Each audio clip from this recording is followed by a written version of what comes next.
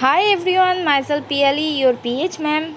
Today we just continue that chapter, our resources from class 8, lesson number 1, part geography. Okay. Previous day we also discussed about that what do you mean by resources and types of things. Okay. Today we just going to continue that types of resources. So according to that nature of resource, they can be classified into three types. One is that natural, second is that human, and third is that human made. So in this part we have to understand what do you mean by that natural. Which resources we just getting from that nature, like that coal, then sunlight, etc. That is air, that is we getting from that nature. For that reason, that types of resources known as that natural resources. Second is human resource. Human resource means which is including which resources we just get from human. Okay, not human made, but get from human, that is known as that human resource. Which are known as that human resource, like skill, knowledge, etc. Third number is that human made, which are known as that human made resources. Human made resources like that road, technology that is made by human. For that reason, that types of resources are known as that human made resources. Okay, I guess you are read these types of things in that class 7. Okay, so it is too much easy for you. Anyways, next part we have to discuss another parts of that natural resources. It means right now we are going to discuss elaborately about that natural resources, that how many that natural resources are divided into two parts. One is that biotic and second is that biotic. Okay. So what do you mean by that biotic resources? That biotic resource, these are obtained from that living organism. It means that biotic resource means that which have that life, that is known as that biotic resources, like that flora, fauna, etc. And biotic resources, what do you mean by that biotic resources? Which have no life. It means that which obtained from that non-living or that physical environment are known as that abiotic. It means that they have no life. Okay, like land, soils, water, air, rocks, etc. It's clear now that biotic and abiotic. Now on the basis of their renewability, that natural resources divided into two parts. One is renewable and second is the non-renewable. What do you mean by the renewable resources? Some resources like sunlight, wind, water and sand do not get exhausted even after continuous use. It means that we get it. Okay, after use we get it. Okay, if we continuous use that sunlight or that air, we can again use that particular resources. For that reason, that is known as renewable. It means that which resource after use we can renew, that is known as a renewable resource. And another part is that non-renewable resource. It means that after use we can't renew that resources, that is known as a non-renewable resource, like that coal, petroleum, etc. After use we can't after using we can't use that particular things. Okay, for that reason we can't renew that particular resources. For that reason, that resources is known as that non-renewable resources. Okay, now we can going to discuss based on that stage of development, that natural resources can be classified into two parts. One is that potential and second is that actual resources. Now we are going to discuss about that potential resources. What do we mean by that potential resources? Resource which are found in a regions. It means that in a particular regions but have not been utilized or termed as a potential resources.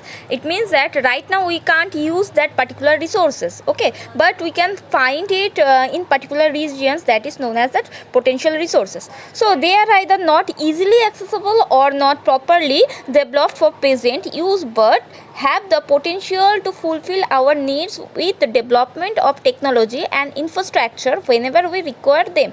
It means that based on some technology and infrastructure we can use these types of resources in future. Okay, that is known as that potential resources. For example, We can say in India, the state of Rajasthan and Gujarat have enormous potential for the development of wind and solar energy, but they have not been significantly developed yet. Similarly, the hot springs of the Himalayan regions and potential for the development of geothermal energy, but their development is lacking. Minerals deposit in buried in mountain and oceans, but their exploitations is lacking. Okay, in India. Another example of Africa that has numerous waterfalls which could have harnessed in the future to generate hydroelectricity, but at the present have not been fully utilized. The waterfalls are thus a potential resources for Africa. To develop potential resources fully, a detailed survey is required for estimating their quantity and quality. Okay. Right now we are going to discuss on the basis of their distributions. Natural resources can be classified in two parts. One is that ubiquitous and resources, and second is that localized resources. What do you mean by that ubiquitous resources? It means that universal or that global. It means that we can find it everywhere, like that sunlight, then air, etc. And second is that localized resources. These resources means that that types of resources we can find in particular place, okay, in that particular place. So right now we are discuss about that human resources. Human resource include the quantity as well as that quality of that people. It means that which define that quality of that people or that quantity of anything, that is known as that human resources, like that skill, knowledge, etc. Okay, again we repeat that skill, knowledge, etc. it is known as that human resources. Second is that human made resources. Previous time we can discuss about that. What do you mean by that human made resources? These resources are created by human, for that reason that is known as that human made resources. From that materials available in that environment, which resources are created by that human beings from that materials available in that environment, that is known as that human made resources, like that productivities, then technology, then road, etc. Okay. After that we have to discuss about that conservations of that resources. How could we conserve our resources? Obviously we should be use that resources based on our needs. We should use that resources limited. Okay, how much we need, we have to use that particular resources, not much more resources we have to use or destroy that resources. Okay. Now another thing is rise that what do you mean by that sustainable development? So sustainable development is that development that take place without damaging the environment and which meets the needs of the present as well as that preserve the resources for that future generation. It means that which resource we used and we preserve that resources for our future generations, that is known as the sustainable development.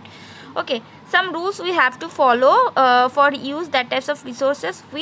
So first is that use all renewable resources in a sustainable manners. Okay, that renewable resource we have to use sustainable manners. It means that we have to preserve that types of resources for our future generations.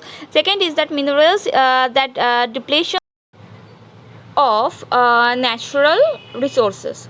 We have to conserve that varied species of living organisms. Okay, so that things we have to maintain. Okay. So today's discussion is over. Next day we discuss about that exercise. So that homework will be that first A, and A will be your homework, A and B. Okay.